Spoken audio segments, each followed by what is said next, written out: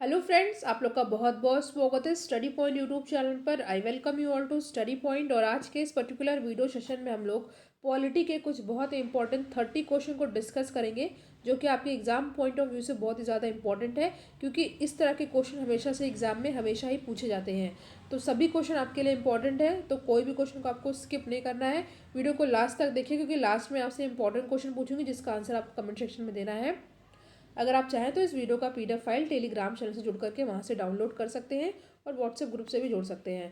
तो पहला क्वेश्चन है, जैसा कि आप देख रहे हैं, कौन सा शब्द प्रस्तावना, जिसको हम लोग प्रियम्बल भी कहते हैं, का भाग नहीं है। ठीक है, ये क्वेश्चन बहुत ही इंपॉर्टेंट है। देखिए, समाजवादी प्रियम्बल का पार्ट है। संप्रभुत्व स्वर्ण, ये भी जो है आपका प्रस्तावना का पार्ट है। राष्ट्रनिरपेक्ष डेमोक्रेटिक, ये भी है। देखिए, भारतीय, ये जो है प्रस्तावना यानी प्रियम्बल का पार्ट नहीं है, तो ऑप्शन डी हो जाएगा हमारा सही आंसर। ठीक है, नेक्स्ट क्वेश्चन पर आते हैं हम लोग। बेरूबारी मामला कब हुआ था? There is 4 option given: 1972, 1995, 1960, 1973। और इस क्वेश्चन का करेक्ट आंसर होगा ऑप्शन सी, 1960 में हुआ था। ठीक है, अगला प्रश्न है, प्रस्तावना की भाषा को किस देश से लिया गया है? तो ये लिया गया है किस देश से?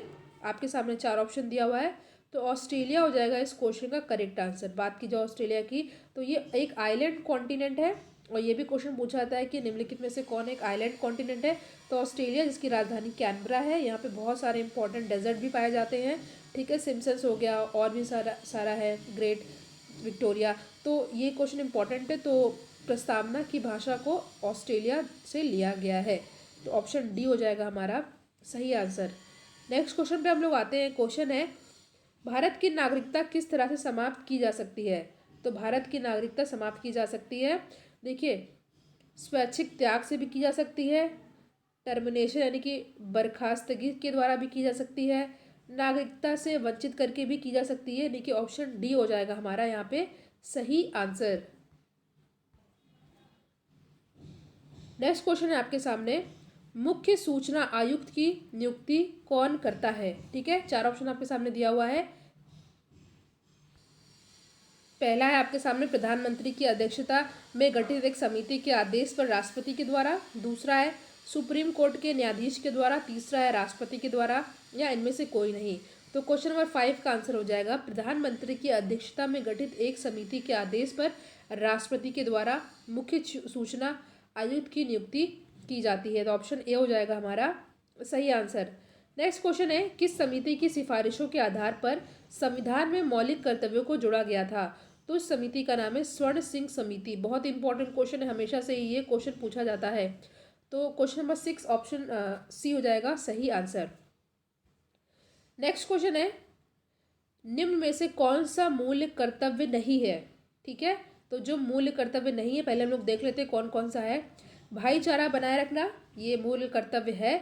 सार्वजनिक संपत्ति को सुरक्षित रखना, ये भी मूल्य कर्तव्य है। 6 से 14 वर्ष के बच्चों को अनिवार्य शिक्षा, ये भी है। बट माता पिता की आज्ञा का पालन करना, ये मूल कर्तव्य संविधान में नहीं दिया गया है। तो ऑप्शन डी हो जाएगा हमारा सही आंसर। अगला प्रश्न है आपके सामने, 6 से 14 वर्ष के बच्चों की अनिवार्य शिक्षा दिलाने वाला संविधान संशोधन अधिनियम कौन सा है? ठीक है, तो ये कौन सा कॉन्स्टिट्यूशन अमेंडमेंट के द्वारा ऐसा हुआ था? तो ये था 86वां 86 कॉन्स्टिट्यूशन अमेंडमेंट एक्ट।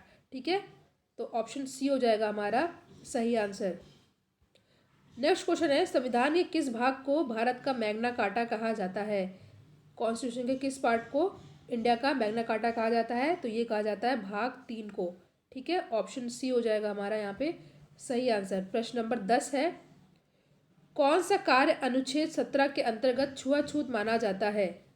बहुत इंपॉर्टेंट क्वेश्चन है, 4 ऑप्शन आपके सामने दिया हुआ है। पहला ऑप्शन दिया हुआ है, किसी व्यक्ति को समान बिक्री या सेवाएं देने से रोकना, ये भी है। धार्मिक दार्शनिक आधार पर छुआछूत को सही ठहराना, ऑप्शन बी भी सही है। किसी व्यक्ति को सार्वजनिक स्तर पर प्रवेश से रोकना, ऑप्शन सी ये भी सही है।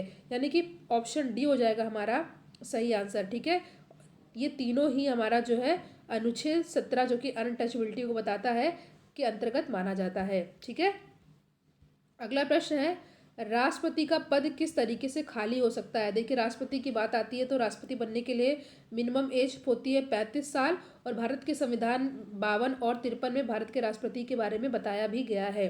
तो राष्ट्रपति का पद किस तरीके से खाली हो सकता है? 4 ऑप्शन आपके सामने दिया हुआ है।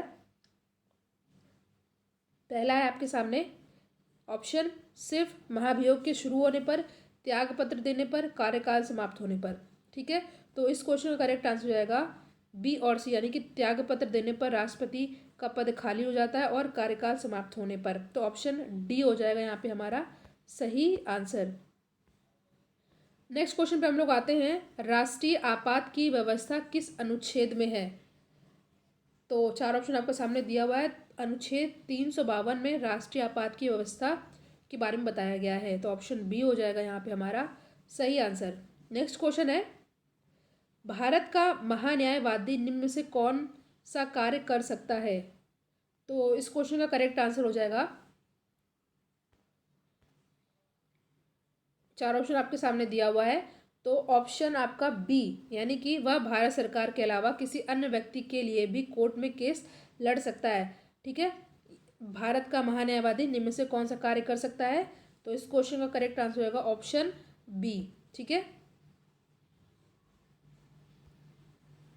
नेक्स्ट क्वेश्चन आपके सामने है, निम्न में से कौन सा कथन सत्य है? ठीक है, पहला दिया हुआ है, महान्यायवादी केंद्रीय कैबिनेट का सदस्य नहीं होता है। ठीक है, पहला ये दिया हुआ है। दूसरा दिया हुआ है, संसद के दोनों सदनों की बैठक में भाग ले सकता है। तो ठीक है, यानी कि पहला दूसरा दोनों ही सही है। तो ऑप्शन डी हो जाएगा हमारा सही आंसर। उसे निजी विधिक कार्यवाही करने से रोका जा सकता है, ऐसा नहीं है। ठीक है, तो ऑप्शन डी हो जाएगा हमारा करेक्ट आंसर। 15वां प्रश्न है, कौन सा कथन भारत के महान्यायवादी के बारे में असत्य है? ठीक है, तो इस क्वेश्चन का करेक्ट आंसर हो जाएगा, वह अपनी राय को भारत सरकार के ऊपर थोप सकता है। जी नहीं, ये सही नहीं है, ये असत्य है, थोप नहीं सकता है। ठीक है, नेक्स्ट क्वेश्चन है, निम्न में से कौन सा सुमेलित नहीं है? तो सबसे पहले देख लेते हैं कौन कौन सा सुमेलित है। तो पहला दिया हुआ है, अनुच्छेद 167 में मुख्यमंत्री कर्तव्य के बारे में बताया गया, बिल्कुल सही है। अनुच्छेद 163 में मुख्यमंत्री का शपथ ग्रहण, ठीक है, ये गलत है। आपको बताना है कमेंट सेक्शन में कि 163 अनुच्छेद किस बारे में है। बाकी जो दिया, अनुच्छेद 164 राज्य के मंत्रियों से संबंधित प्रावधान, बिल्कुल सही है। अनुच्छेद 166 राज्य सरकार द्वारा कार्यवाही संचालन, बिल्कुल सही है। तो देखिए यहाँ पे हमारा ऑप्शन ए सी डी सही है, बी हमारा गलत है। आपको कमेंट सेक्शन में बताना है कि अनुच्छेद 163 किस बारे में है। ठीक है, तो नेक्स्ट क्वेश्चन पे हम लोग आते हैं। 17वां प्रश्न है आपके सामने, भारत में पंचायती राज व्यवस्था लाने के पीछे मुख्य उद्देश्य क्या था? तो इस क्वेश्चन का करेक्ट आंसर जाएगा, सत्ता का विकेंद्रीकरण कर जनमानस को राजनीति से जोड़ना। ये बहुत ही इंपॉर्टेंट क्वेश्चन है, कई बार एग्जाम पूछा गया है, याद कर लीजिएगा आप लोग। ठीक है, तो ऑप्शन बी हो जाएगा हमारे यहाँ पे सही आंसर। प्रश्न है आपके सामने, किसके द्वारा उच्चतम न्यायालय की पीठ देश में कहीं और स्थापित की जा सकती है? ठीक है, बहुत इंपॉर्टेंट क्वेश्चन है ये, और इस क्वेश्चन का करेक्ट आंसर होगा सुप्रीम कोर्ट के मुख्य न्यायाधीश को। ठीक है, 18वें प्रश्न का सही आंसर होगा ऑप्शन सी, बहुत इंपॉर्टेंट प्रश्न है ये। नेक्स्ट क्वेश्चन आपके सामने है, संसदीय सरकार को अन्य किस नाम से भी जाना जाता है? आपके सामने 4 ऑप्शन दिया हुआ है। तो संसदीय सरकार को किस नाम से जाना जाता है? ये जाना जाता है उत्तरदायी सरकार, सरकार का वेस्टमिनिस्टर रूप, कैबिनेट सरकार, यानी कि उपयुक्त सभी। ठीक है, बहुत इंपॉर्टेंट क्वेश्चन है, ये नाम आपको अच्छे से याद कर लेना है। 20वां प्रश्न है आपके सामने, निम्न में से कौन सा कथन गलत है? ठीक है, पहला दिया, उच्च न्यायालय की न्यायिक पुनर्लोकन की शक्ति राज्य विधानमंडल और केंद्र दोनों तक है। तो ये कथन सही है। ठीक है, न्यायिक समीक्षा यानी कि जुडिशियल रिव्यू शब्द भारतीय संविधान में कहीं नहीं लिखा है, ये भी सही है हमारा। तीसरा है, अनुच्छेद 221 का संबंध न्यायाधीशों के वेतन से है, ये भी सही है। तो कौन सा गलत है? निम्न में से कोई भी गलत नहीं है। ठीक है, तो ऑप्शन डी हो जाएगा हमारा सही आंसर, क्योंकि सभी हमारा कथन जो है यहाँ पे सत्य दिया हुआ है। अगले प्रश्न पर हम लोग आते हैं। प्रश्न आपके सामने, राष्ट्रीय आपातकाल की दशा में कौन से मूल अधिकार स्वतः निरस्त नहीं होते हैं? ये भी क्वेश्चन बहुत ही बार एग्जाम में पूछा गया है। तो देखिए, अनुच्छेद 20 और 21 ऐसे होते हैं जो ये स्वतः निरस्त नहीं होते हैं। ठीक है, तो ऑप्शन डी हो जाएगा हमारा करेक्ट आंसर। याद रख लीजिएगा, ये क्वेश्चन बहुत ही ज़्यादा इंपॉर्टेंट है, कई बार एग्जाम में पूछा भी गया है। नेक्स्ट क्वेश्चन है, मुख्य चुनाव आयुक्त की देखरेख में क्या नहीं होता है? ठीक है, क्या नहीं होता है?